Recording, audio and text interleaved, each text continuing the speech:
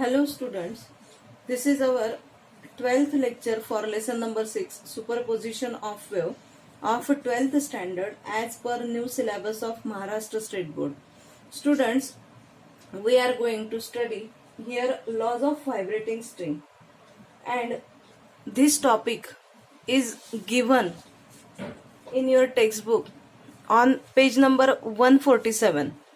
Here this topic is given, that is laws of vibrating string, and that topic having weightage 2 or 3 marks, and that question is state and explain laws of vibrating string.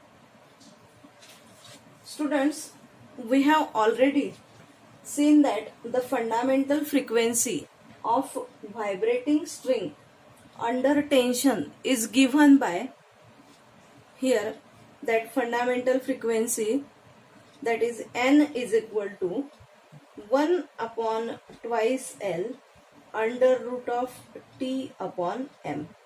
This is formula for finding fundamental frequency of vibrating string under tension. From this formula, here we have to discuss 3 laws of vibrating string. First law is that law of length. First law is law of length. In this law, here we have seen that the fundamental frequency of vibrating string is inversely proportional to the length of vibrating string if tension and mass per unit length are constant. Tension and mass per unit length are constant, then here we can say that here N is inversely proportional to L.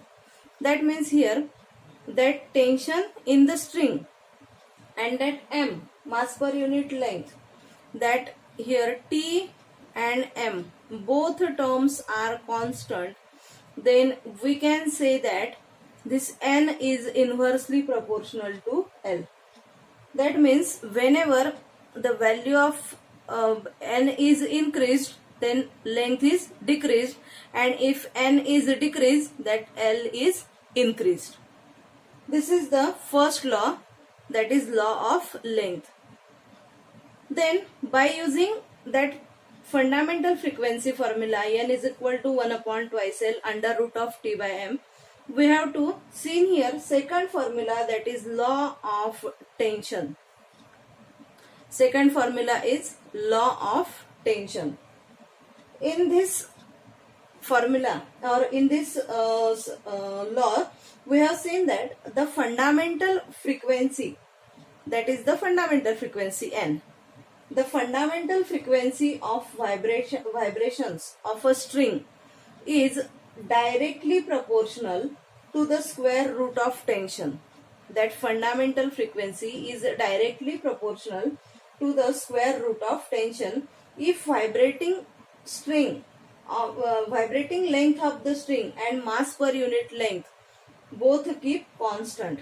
That means we can say that N is the fundamental frequency that is directly proportional to square root of tension. In this case, here L and this M, both terms are constant. In first law, we have seen that N is inversely proportional to L. In that term, T and M are constant. Here N is directly proportional to square root of T. This is our main formula, that is N is equal to 1 upon twice L under root of T by M. That means here again we have clear that idea that N can depend upon 3 terms, that is L, T and M. That 3 terms are necessary here. If that N is inversely proportional to L, T and M keep constant. If that N is directly proportional to under root of T, that L and M keep constant. So as whenever we have seen third law, that is law of linear density. Third law is law of linear density, and here that can be denoted by small m. Okay, then we can say that here the fundamental frequency of vibration of a string is inversely proportional to square root of mass per unit length. How we can say that inversely proportional?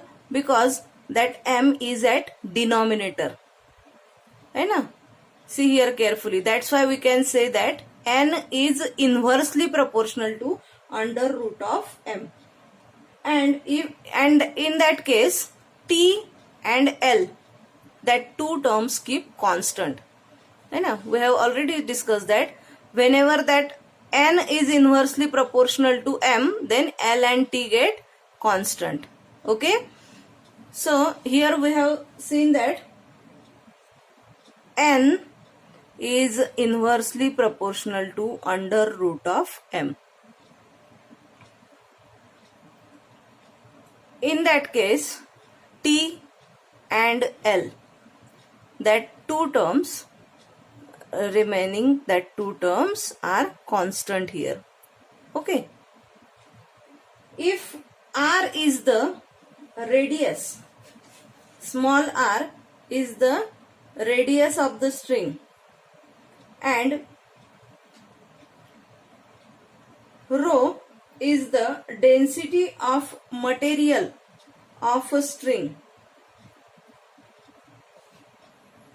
then linear density is given by r is the radius and rho is the density of material of string.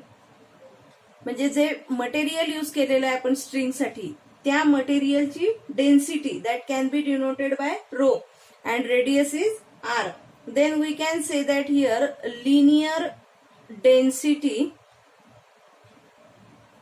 is equals to mass per unit length is equals to, we know that mass is equal to volume into density, है ना? Volume is equal to mass upon density. That's why here we are taking mass is equal to volume into density, and volume is equal to here y r square L upon L into rho. Here L getting cancelled and remaining value is pi r square rho. As this is the linear density, that is pi r square rho. As n is direct inversely proportional to under root of m, as we can say that n is inversely proportional to under root of m, then in this case t and l constant, then we can say that n is directly proportional to 1 upon under root of pi r square rho. From this equation, है ना, we have solved this linear density equation, that is linear density is equal to pi r square rho. Put this value in this equation, n is inversely proportional to under root of m. Put here the value of under root m, that is pi under root of pi r square rho. Then we can say that here, that is n is inversely proportional to under root of rho, and n is again inversely proportional to under root of r square, that means n is inversely proportional to r. Okay, thus the fundamental frequency of vibration of a stretch string is inversely proportional to radius of string, the square root of density of material of vibrating string also. Okay. Then by using these formulas,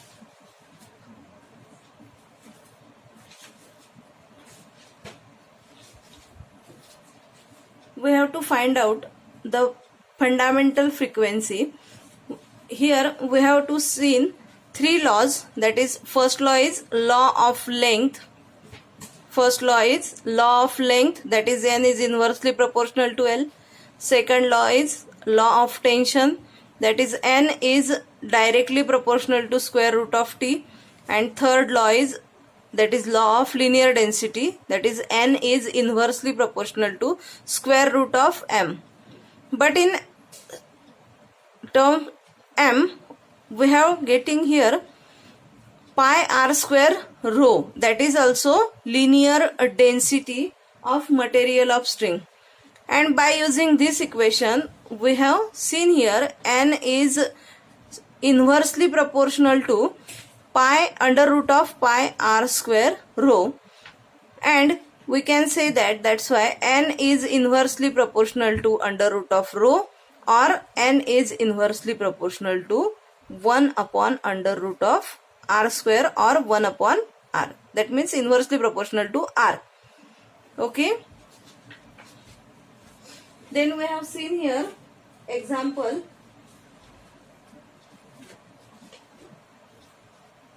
This example is the string of a guitar is 80 centimeter long and has a fundamental frequency of 112 Hz. If a guitarist wishes to produce a frequency of 160 Hz, where should the person press the string? So here you have given that length L1 is equal to 80 centimeter. And here you have mentioned that L1 is equal to 80 centimeter, that means 0.8 meter. Then N1 is equal to, fundamental frequency is given here, N1 is equal to 112 Hz. N2 is equal to 160 Hz. Right? T1 is equal to T2. Okay. M1 is equal to M2. We have to find out here length of string L2. We have to change here L2, and we have already discussed that whenever there is change in length, then T and M keep constant. In first law we have seen that whenever there is change in length, then T and M keep constant. That's why here T1 is equal to T2 and M1 is equal to M2. That means there is no change in tension and mass here. So for finding that length, here formula is used, that n is equal to 1 upon twice L under root of T by M. That is under root of T by M. From that formula, by using that formula, we have seen that here N1 is equal to 1 upon twice L under root of T by M. That is equation number 1, suppose, and N2 is equal to 1 upon twice L under root of T by M. That is here consider L1. That is equation number 2. Here length L and here length L1. Then divide equation number 1 by equation number 2. Then we have seen here N1 by N2 is equal to L2 upon L1. Sorry, this is L1 and this is L2. By solving that equations, if we are getting here n1 by n2, and if solve this two terms, then we have getting L2 by L1. Therefore, value of n1 is 112, n2 is 160, is equal to, we have to find out here the value of L2, and L1 is known that here 0.8. That's why here L2 is equal to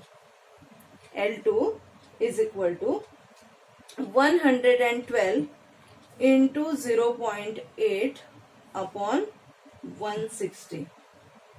So if you are doing that product, you have getting 89.6 upon 160. That means you have taking that value 196 upon 1600.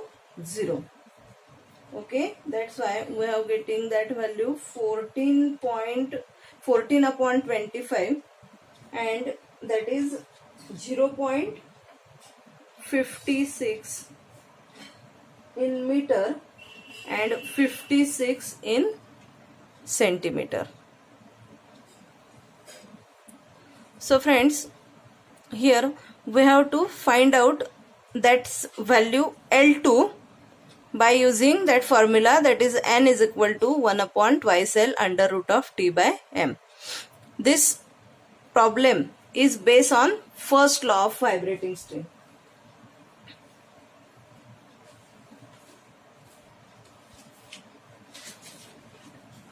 So friends, here in this lesson, in this lecture, we have to see that law of vibrating string and its application. Thank you.